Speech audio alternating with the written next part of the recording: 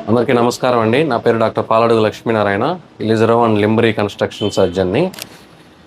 ఇక్కడ కనపడుతున్న వ్యక్తికి 26 సంవత్సరాలండి. తాపీ మేస్త్రిగా పనిచేస్తుండేవాడు. బైక్ కారు యాక్సిడెంట్ అవడం వల్ల కాలు కింద భాగం నుజ్జునుజ్జై ఎముక విరిగి కండ కూడా డ్యామేజ్ అవడం జరిగింది. మొదట బయటికి చిన్న రాడ్లు, టెంపరీ రాడ్లు లాగా వేసి ఆపరేషన్ చేసి తర్వాత లోపల ఎముకకు రాడ్డు వేయడం జరిగింది.